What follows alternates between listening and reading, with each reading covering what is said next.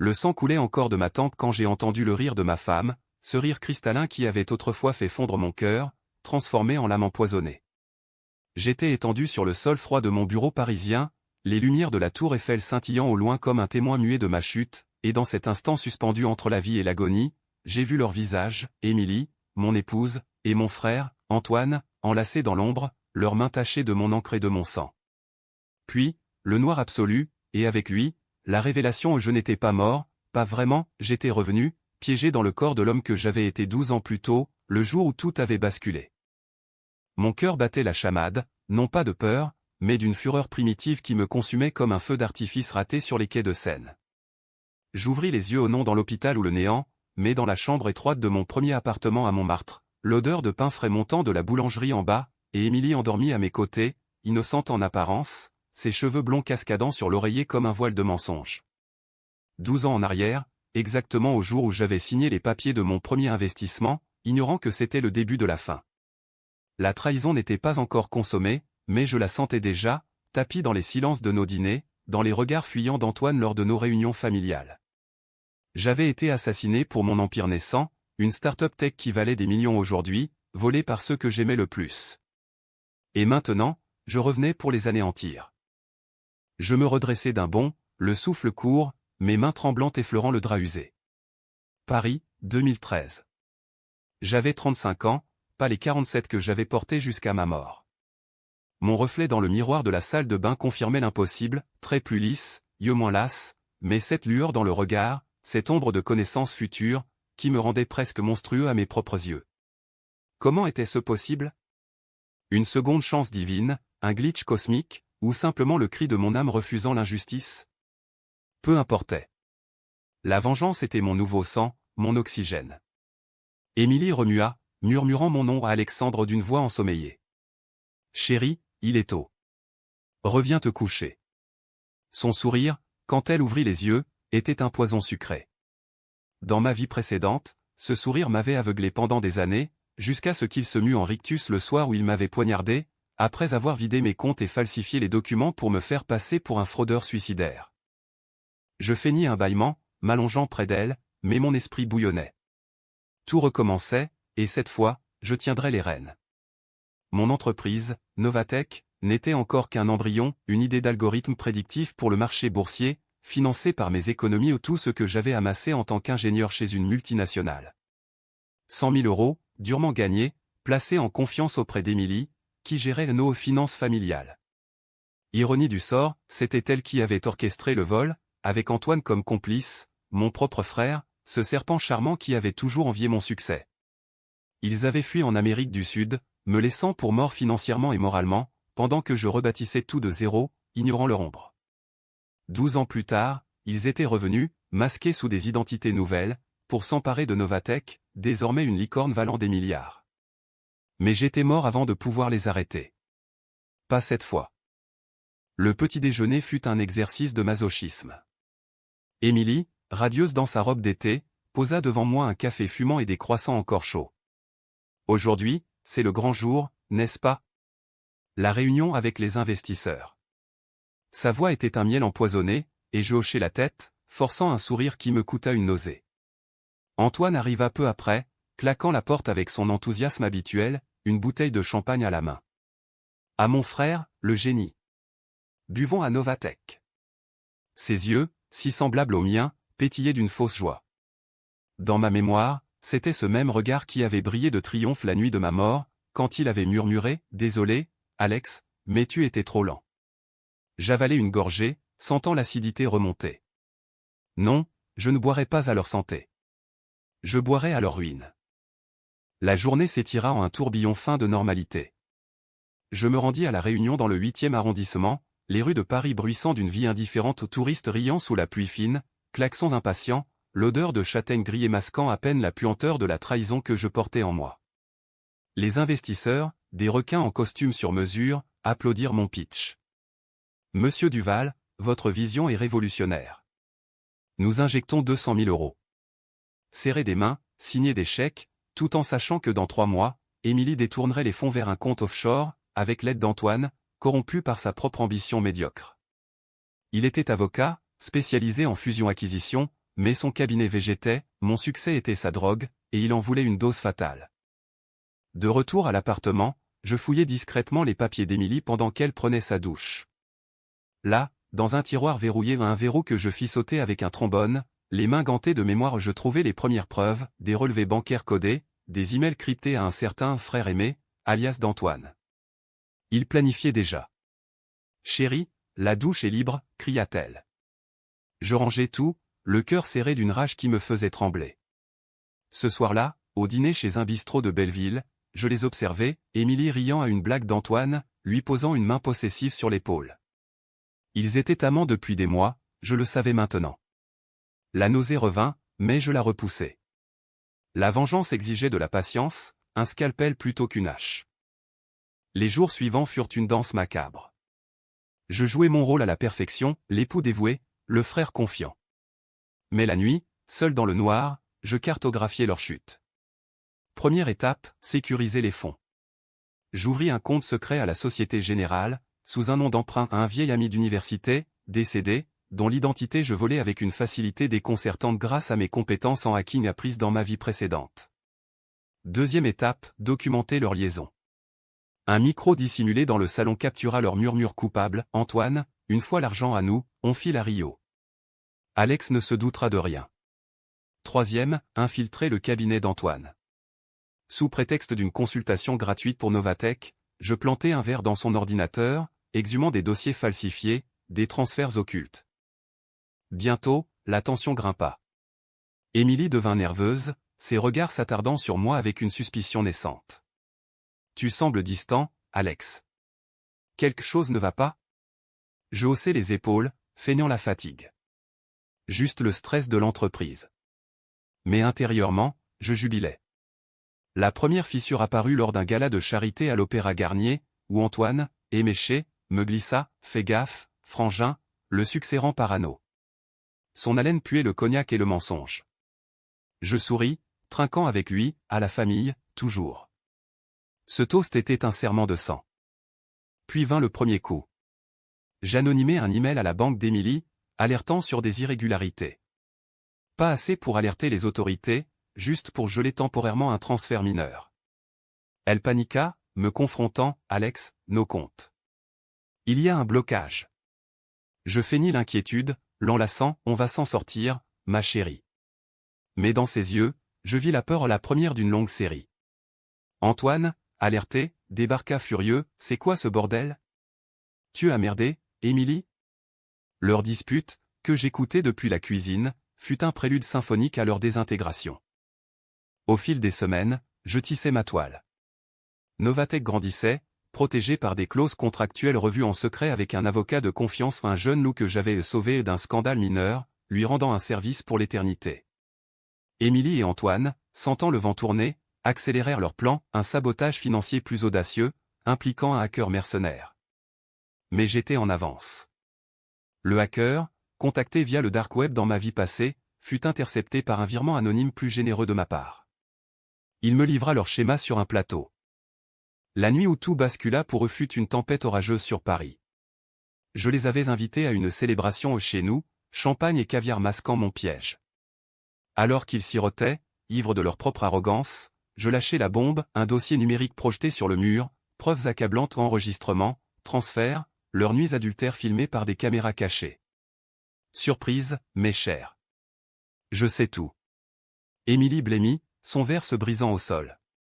Antoine bondit, « Comment ?» Je ris, un rire froid comme la Seine en hiver. Parce que cette fois, je suis le fantôme que vous avez créé. Le silence qui suivit fut plus assourdissant que le tonnerre dehors. Émilie s'effondra sur le canapé, ses mains couvrant son visage, des sanglots étouffés perçant l'air chargé d'ozone. Antoine, lui, se tenait figé, ses poings serrés, le visage déformé par une rage qu'il ne pouvait plus masquer. « Tu bluffes, Alex. Tu n'as rien. » Sa voix tremblait, trahissant le mensonge. Je m'approchai, calmement, activant l'enregistrement sur mon téléphone, leur dispute de la veille, claire comme du cristal. « Écoute-toi, frère. On le ruine, et on s'en va. » Poétique, n'est-ce pas? Paris, sous la pluie battante, semblait conspirer avec moi ce soir-là. Les éclairs illuminaient sporadiquement la pièce, jetant des ombres spectrales sur leurs traits. Émilie releva la tête, ses yeux rougis implorant, « Alex, s'il te plaît. » C'était une erreur. L'argent, c'était pour nous, pour une vie meilleure. Antoine et moi. On s'aimait avant toi. Ces mots étaient un poignard émoussé, mais ils me firent saigner une dernière fois au nom de douleur, mais de dégoût. Dans ma vie précédente, j'aurais pardonné, reconstruit sur des ruines. Pas maintenant. Une erreur? Vous avez volé ma vie, mes rêves. Et 12 ans plus tard, vous auriez pris mon empire. Mais je suis revenu pour ça. Antoine chargea, ses mains visant ma gorge, mais je l'esquivai d'un pas de côté appris dans des cours d'autodéfense post-mortem. Il trébucha contre la table, renversant le champagne en une mare rosée. Revenu? Qu'est-ce que tu racontes, taré? Je le redressai par le col, nos visages à quelques centimètres. J'ai vu ma mort, Antoine. Votre poignard dans mon dos, Émilie signant les faux papiers. Vous m'avez laissé crever seul, ruiné. Mais le destin ou la justice m'a renvoyé ici, pour corriger l'histoire. Il pâlit, réalisant que je n'étais plus l'homme qu'il connaissait. J'étais un revenant, et les revenants ne pardonnent pas. Je l'ai forcé à s'asseoir, le dossier ouvert comme une sentence. Les preuves s'empilaient, pas seulement leurs adultères et vols, mais un secret plus sombre, que j'avais exhumé dans mes nuits d'insomnie. Il y a 15 ans, avant mon mariage, Antoine avait été impliqué dans un accident de voiture ou un délit de fuite qui avait tué un piéton, un jeune immigré africain nommé Kofi. Émilie, alors sa maîtresse, avait aidé à couvrir, faux alibi, destruction de preuves. Moi, naïf, j'avais payé les avocats, ignorant que c'était pour blanchir leur crime. Rappelez-vous Kofi Mensah, dis-je doucement.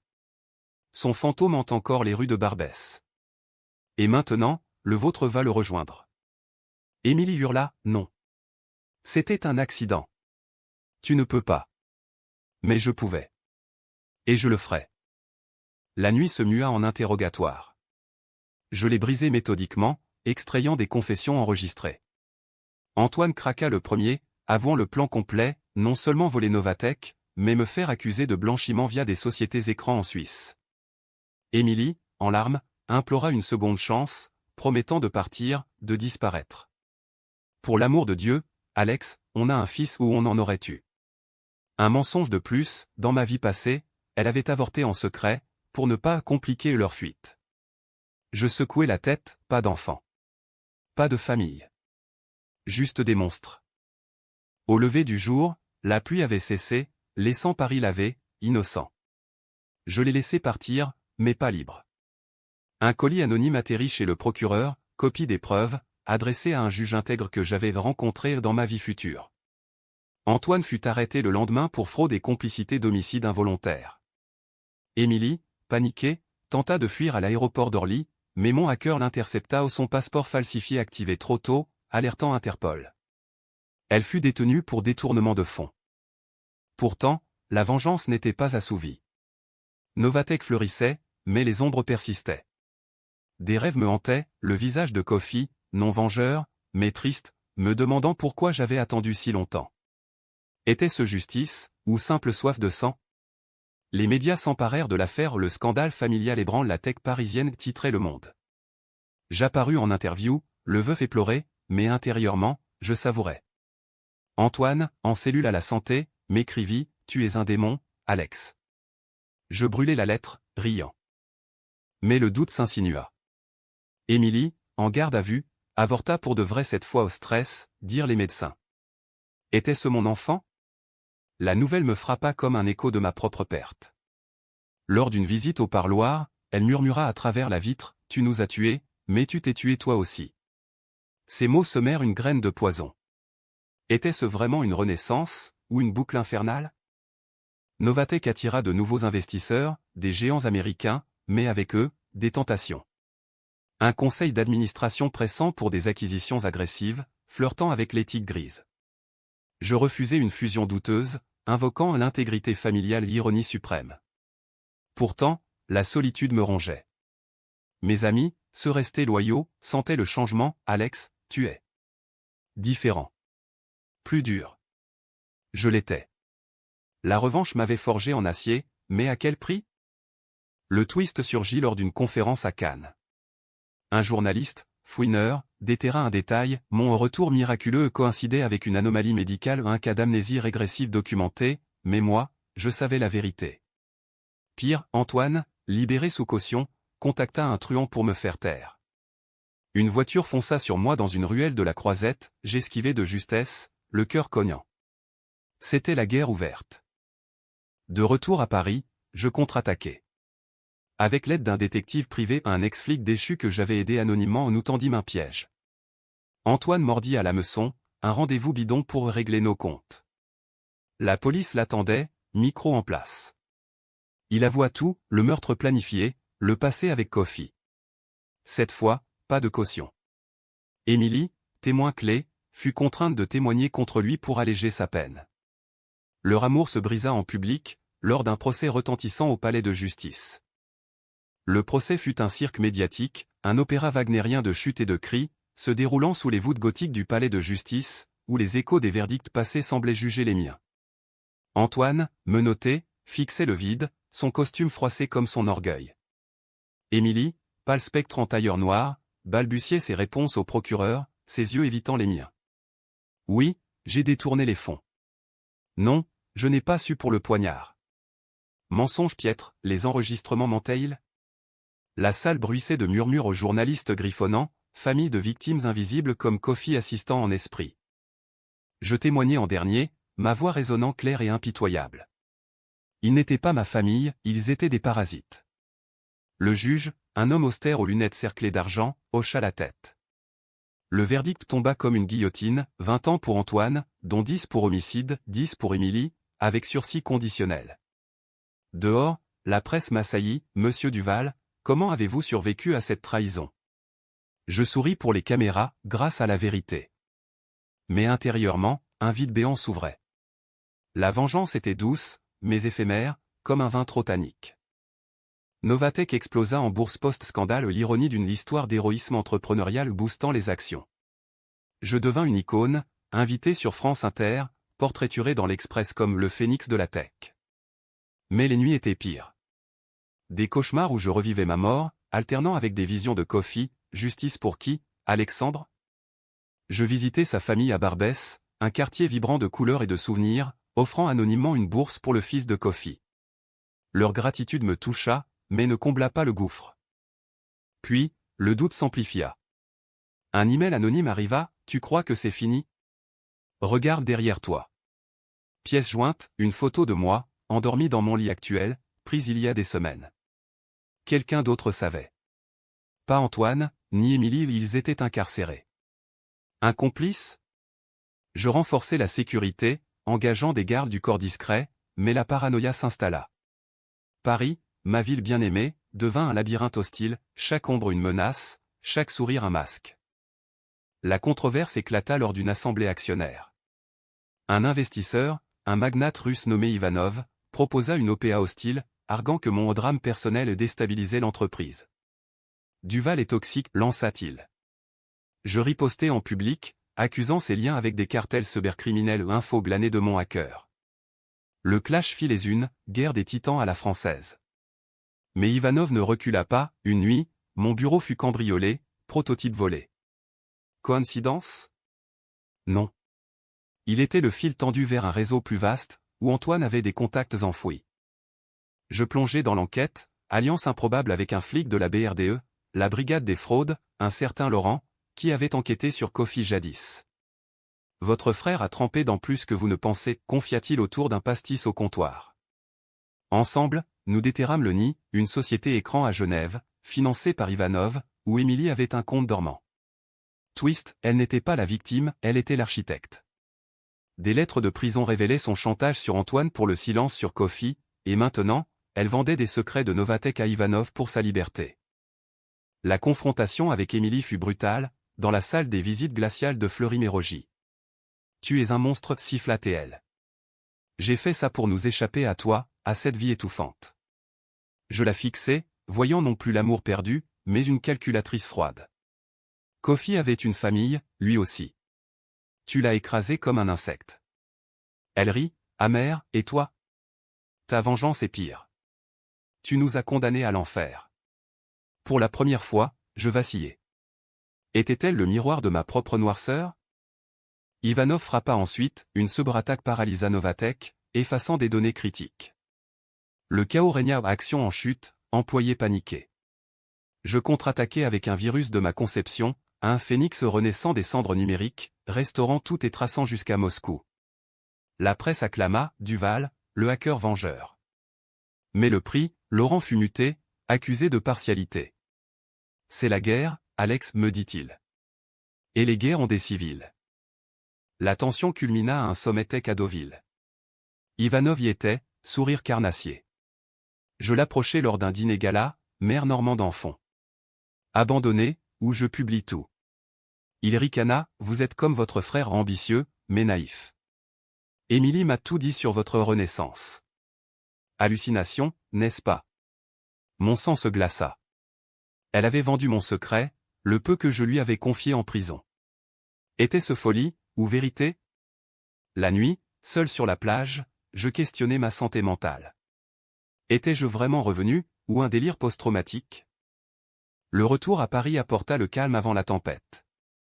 Novatek se releva, plus forte, avec des partenariats européens. Mais le vide persistait. Je revis la famille de Kofi, adoptant presque leur cause, une fondation pour victimes d'accidents oubliés. Cela apaisa un peu l'âme, mais la soif de vengeance muta en quelque chose de plus sombre, une addiction à la controverse. Un livre? Un film? Les offres affluaient, mais je refusais, craignant d'exposer mes failles. Puis, le coup de grâce d'Ivanov, un scandale fabriqué, m'accusant de corruption. Preuves falsifiées, diffusées sur les réseaux. La bourse plongea, le gouvernement enquêta. Je ripostai avec une conférence de presse explosive, révélant les liens d'Ivanov avec la mafia russe. Arrestation internationale, extradition. Émilie, sentant le vent, tenta un suicide en cellule ratée, pour me hanter plus longtemps. L'extradition d'Ivanov fut un triomphe pyrrhique, ses chaînes cliquetant comme un hymne à ma persévérance, mais le mal était fait. Novatek saignait, licenciement, procès en cascade, mon nom synonyme de poison dans les couloirs du pouvoir. Le président de la République, lors d'un discours à l'Élysée, évoqua même la fragilité de nos champions tech face aux ombres familiales. Une pique voilée, mais elle piqua. Paris, ma forteresse, se muait en exil intérieur, je me réfugiais dans un hôtel discret du Marais, fenêtres barricadées, garde en faction. Les nuits étaient des batailles. Des flashbacks, non plus ma mort, mais des visions alternatives. Et si j'avais pardonné? Émilie enceinte, un enfant aux yeux bleus comme les miens, Antoine redevenu frère. Utopie ridicule. Pourtant, le doute rongeait, ma vengeance avait-elle guéri, ou gangréné? Laurent, réintégré grâce à mes appuis, m'avertit, Duval, vous dansez sur un fil. Un faux pas, et c'est la chute. Il avait raison. Une auditrice interne découvrit des irrégularités aux pas miennes, mais héritées d'Émilie, des fonds détournés pour la fondation Kofi, innocemment, mais suspects. Le scandale éclata, Duval finance-t-il des groupes extrémistes? Faux, bien sûr la fondation était clean mais les médias, avides, amplifièrent. Manifestation devant mon QG, justice pour les victimes, pas pour les millionnaires. Ironie, j'étais redevenu le méchant. Émilie, libérée sous bracelet pour bonne conduite, contacta via un avocat, aide-moi, Alex. Prouve que je change. Rencontre dans un café anonyme de la butte aux Cailles, sous la pluie automnale. Elle était amaigrie, brisée. J'ai perdu Antoine, notre amour toxique. Laisse-moi racheter. Ses larmes semblaient vraies, mais je connaissais le script. Trop tard. Tu as vendu mon âme à Ivanov. Elle secoua la tête, ton secret. Je l'ai inventé pour survivre. Tu n'es pas fou, Alex. Tu es brisé, comme nous. Ces mots me hantèrent. Était-ce un piège, ou une main tendue? Je l'ignorais, mais plantai un traceur sur sa voiture. Elle mena à un rendez-vous avec un journaliste véreux, vendant des révélations sur ma folie. Trahison éternelle. Je l'interceptai, confrontation dans une ruelle sombre, pourquoi? Elle pleura, parce que tu m'as détruite. Mais je t'aime encore, d'une façon tordue. Je la laissai partir, appelant la police. Recapture, cette fois sans sursis. Antoine, de sa cellule, orchestra un dernier coup, un codétenu, un hacker libéré, attaqua mes serveurs. Mais j'étais prêt, le Phoenix 2.0 riposta, effaçant leurs traces et alertant les fédéraux. Arrestation en chaîne, réseau démantelé. Novatek renaquit, fusionnant avec un concurrent allemand pour une stabilité titanesque. Je devins PDG incontesté, mais le trône était solitaire. La controverse personnelle culmina avec une émission TV sur C8, Duval, le vengeur ou le victime. Invité réticent, je déballais tout la Renaissance, les doutes, sans filtre. Le public fut divisé, héros pour les uns, manipulateur pour les autres. Tweet fusait, Duval démon vs Duval héros. Une menace de mort arriva, postée sur X, les fantômes ne dorment pas. Paranoïa max. Pourtant, un rayon, la famille de Kofi m'invita à une cérémonie commémorative à Barbès. Des fleurs sur le bitume, chant en wolof, larmes partagées. Vous honorez son nom, dit la veuve. Pour la première fois, paix fugace. Mais le twist final se profila, un test ADN anonyme, commandé par curiosité morbide, révéla l'impensable. Émilie avait menti, l'avortement était faux. Un enfant existait, adopté, élevé en province par une famille aimante. Mon fils, volé par sa mère pour me punir. La révélation me terrassa. Rencontre secrète avec l'enfant au nom, l'homme maintenant, 10 ans, curieux et vif. Papa, murmura-t-il, guidé par une lettre d'Émilie en prison. Je pleurais, pour la première fois depuis mon retour. Vengeance inachevée? Non, transcendée.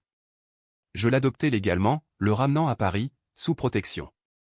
Ivanov, extradé, coopéra, Duval m'a sauvé la vie en me stoppant. Ironie. Son témoignage blanchit mes comptes, fondation validée. Émilie, apprenant pour l'enfant, implora une visite, laisse-moi le voir. Refus.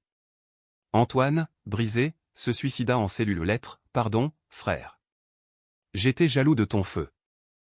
L'enterrement d'Antoine fut une farce grise sous un ciel de Paris plombé, au cimetière du Père-Lachaise, où les tombes de Molière et Proust semblaient se moquer de notre tragédie familiale. Peu de monde, moi, Émilie sous escorte, et une poignée de curieux masqués par des parapluies. Elle s'approcha, menottée, il t'aimait, à sa façon tordue. Je la fixai, impassible, l'amour ne poignarde pas. Le prêtre marmonna des absolutions, mais Dieu, s'il existait, riait de nos péchés. En rentrant, tenant la main de mon fils Lucas, désormais je sentis un poids s'alléger. La vengeance avait pris fin, non en triomphe, mais en cendres fertilisantes. Novatek devint un bastion éthique, algorithme pour détecter les fraudes familiales, fondation pour victimes de trahison. Lucas, curieux de tech, s'initia à mes côtés, ses yeux brillants effaçant les ombres. Papa, c'est vrai que tu es revenu d'entre les morts? Je ris, une métaphore, mon grand. Mais les familles se reconstruisent. Émilie purgea sa peine en silence, libérée conditionnellement pour bonne conduite, exilée en province sous surveillance. Elle écrivit une fois, je mérite l'enfer, mais Lucas mérite la paix. Je brûlai la lettre, comme les autres. La controverse s'estompa, remplacée par une légende, le mythe de Duval, le survivant. Invité au Louvre pour un TEDx, je parlais de résilience, la trahison forge, mais le pardon élève. Mensonge pieux? Peut-être. Pourtant, en privé, je visitais Kofi en esprit, allumant une bougie à Notre-Dame restaurée. Justice rendue, incomplète. Le twist ultime vint un soir d'hiver, scène gelée. Un appel anonyme, Alexandre Duval? Vous n'êtes pas le seul revenant. Une femme, voix familière ma mère, présumée morte dans un accident 10 ans avant ma renaissance. J'ai tout vu.